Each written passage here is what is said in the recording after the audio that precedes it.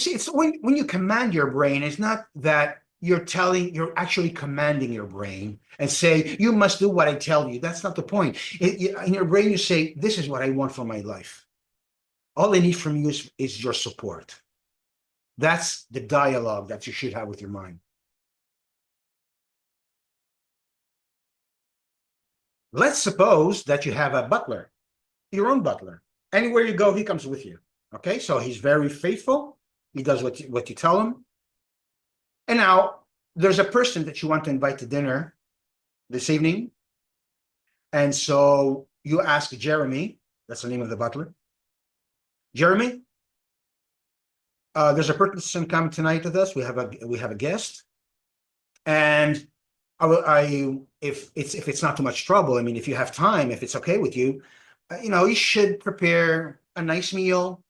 Nothing complicated, very simple, as you usually do. It's fine. I'll leave it up to you, okay? That's one way of addressing your butler. Then there's another way. Jeremy, there's a person I care very much about, and that person will be our guest tonight. Will be here for dinner. So I would say, and I ask you to prepare this meal, starting with an appetizer, so-and-so, whatever. And then a first course, which could be pasta. That person loves tomato sauce, pasta with tomato sauce. And then as a main course, I would say fish. Yeah. Dessert. Oh, yes. Those creamy desserts that you make with that chocolate powder on it, those are perfect. I mean, they're just wonderful. You do them beautifully. And for wine, I would say a nice Traminer. Chilled, not cold, chilled, mind you. Okay? So I'm counting on you. If you're enjoying what you're listening to, don't forget to click on the like button. And if you don't want to miss more videos like this that can contribute to your personal and professional growth, subscribe now to the channel. In which of the two cases is it most likely that Jeremy will follow through? In the first case or the second one? Yes, for sure the second one. Why? Well, for one thing, in the second case, you've been much more specific. You told your butler exactly what he must do. And also the tone is much different. In the first case was a little wishy-washy. You should prepare me a meal. Okay, I'll leave it up to you. Very, very wishy-washy. In the second case, you tell the person exactly what you want, and you tell him that you expect him to give it to you. And that's the difference. The same way as Jeremy is your mind. You can call your mind Jeremy if you wish, because it works exactly the same way.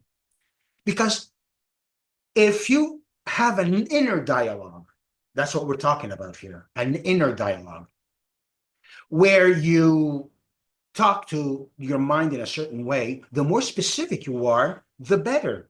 The more straightforward you are, the better.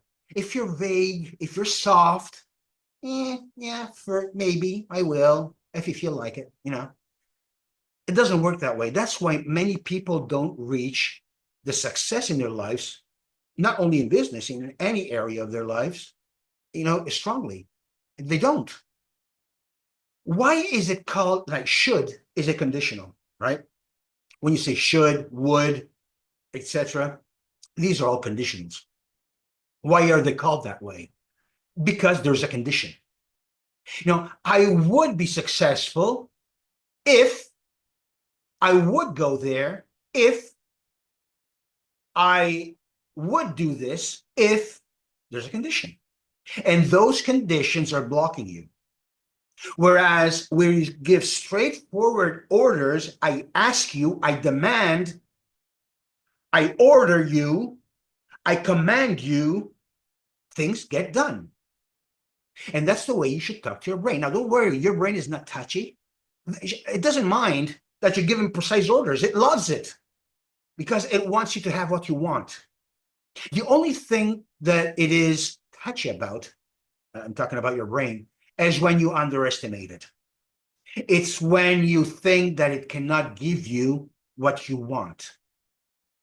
It gets pissed off, yes. And How does it get back to you? By not giving you the life that you want. So pretty touchy, I would say. Now, I would like to talk to you about, you know, 4+4 situations where you can find yourself depending on the way you talk to yourself. So you'll see two graphs. Now, the first graph, as you see here, on one side on the left, you see that it says should.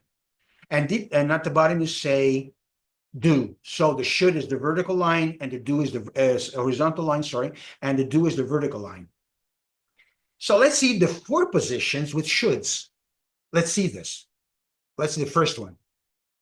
I should, but I won't. So that's laziness. You know what you should do, but you won't do it. That's because it's simple. You're lazy, and there's really nothing that could really move you from your position. So it's okay for you to continue being lazy.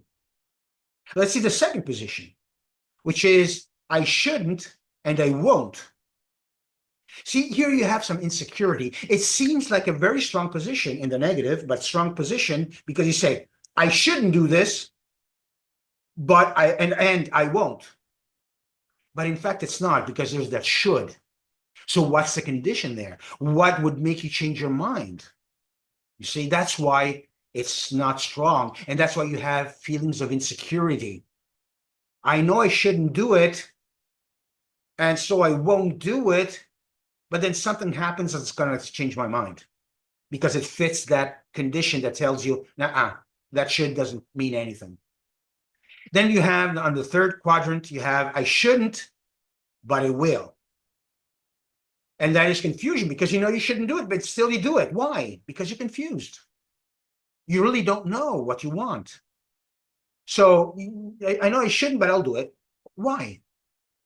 It's not really rebellion. It's not strong enough, because if it was I shouldn't, I should not, or sorry, I must not, then perhaps that would have been a rebellion, but not in this case. And then the fourth quadrant is I should and I will. Here there is weakness. Even here, it seems strong, no? I should and I will, but it's the should the problem. Because if the condition changes, you're going to change too. So your how can I say, your will of doing that, of doing something, is weak because you're using should.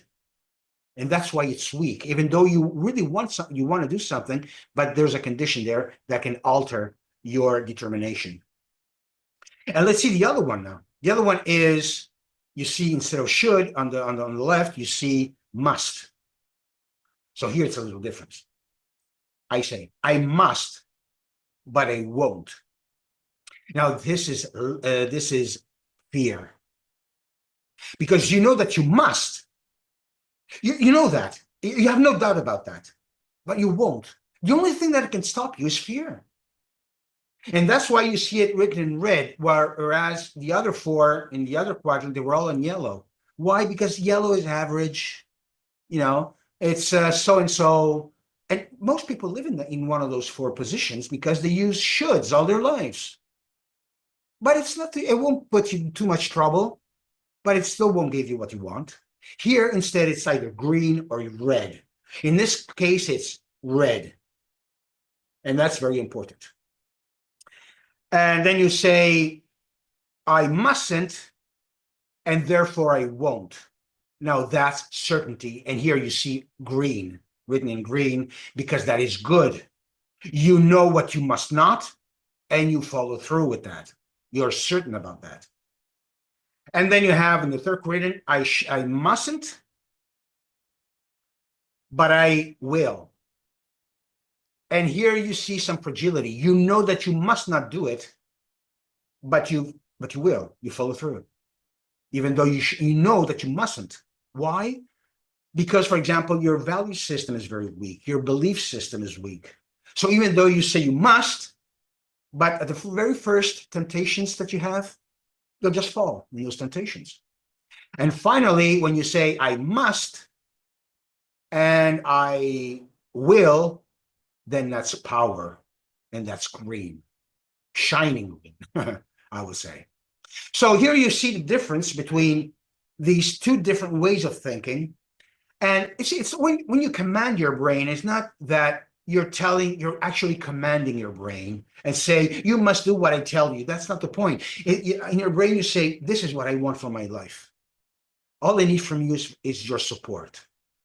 That's the dialogue that you should have with your mind. And it works.